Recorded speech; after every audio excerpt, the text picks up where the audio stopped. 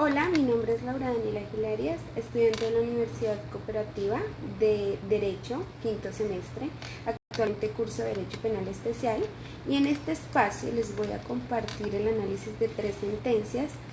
La primera de ellas es la sentencia SP 921 de 2020.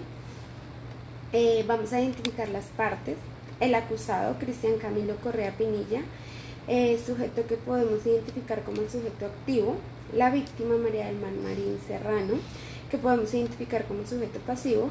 El proceso con radicación 50889, magistralmente el doctor Gerson Chaverra Castro.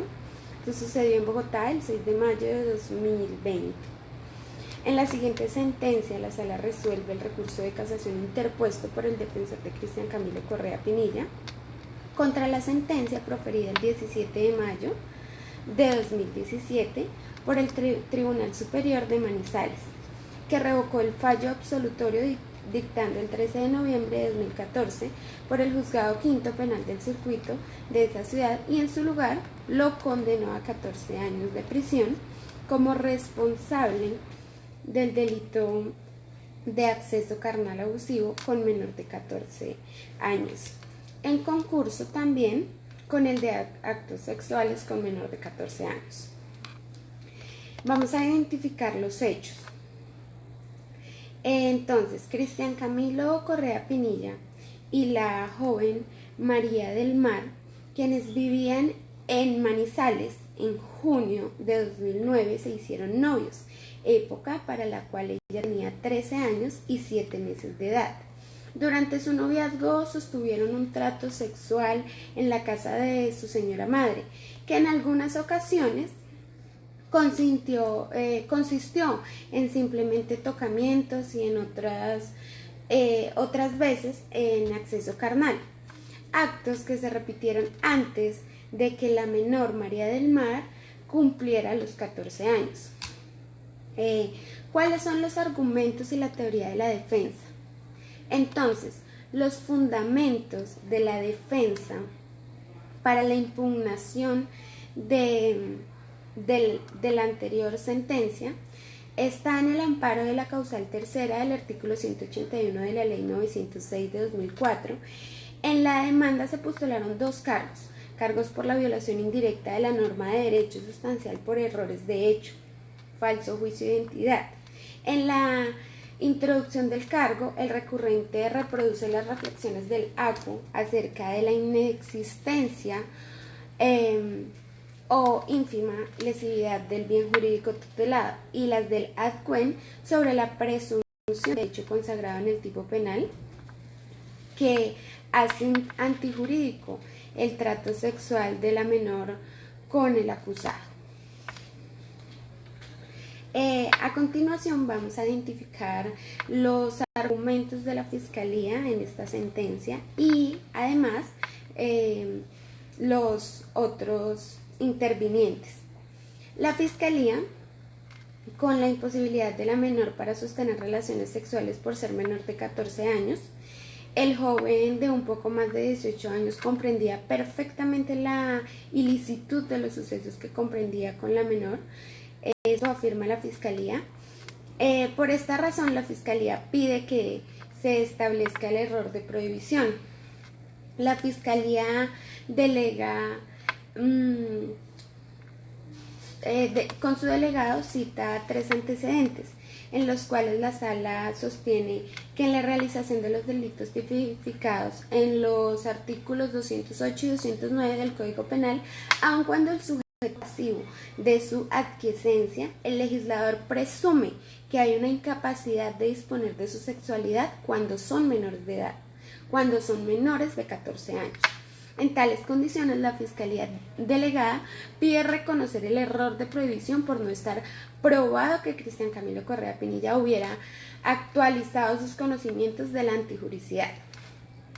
El Ministerio Público también se hace parte y a través de su representante considera que habiendo sido el trato sexual producto de una relación amorosa en la que no hubo ninguna circunstancia que influyera negativamente en la conducta de la menor, esto es coacción, violencia o intimidación por parte de Cristian Camilo Correa Pinilla, no existió el dolo. Por tanto, solicita absolverlo del delito de acceso carnal abusivo con menor de 14 años.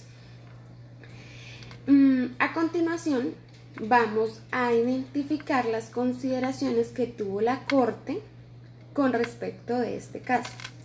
El sustento de la causal tercera del artículo 181 de la Ley 906 de 2004 indica que el impugnante presenta una única censura compuesta de 2 cargos, ambos por errores de hecho, por falso juicio de identidad. Entonces, si hablamos del falso juicio de identidad, el demandante aduce que el tribunal no hubiera tergiversado el testimonio y dictamen de Ricardo Sarmiento García, el médico tratante y adscrito debidamente al Instituto Nacional de Medicina Legal. Si esto no se hubiera tergiversado, habría tenido que darle la razón al ACUO cuando afirmó que no existió vulneración del bien jurídico protegido. O si la hubo, el daño es notoriamente reducido.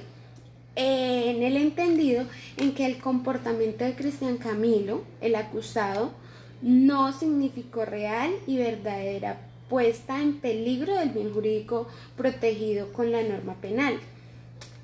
Para llegar a esta conclusión, el casacionista parte de la confrontación de los fallos de instancia en los que los jueces asumen una posición en relación con la existencia o no de una presunción iuris et iuri en el tipo penal de acceso carnal abusivo con menor de 14 años, acogiendo la del ACUO que niega y en consecuencia entiende permisiblemente con sustento el principio de lesividad, que en este caso no hubo ninguna lesión al bien jurídico, cuando más fue ínfima. En tales condiciones, la relación del noviazgo de Cristian Camilo con María del Mar, la ausencia de la prueba que permite entrever la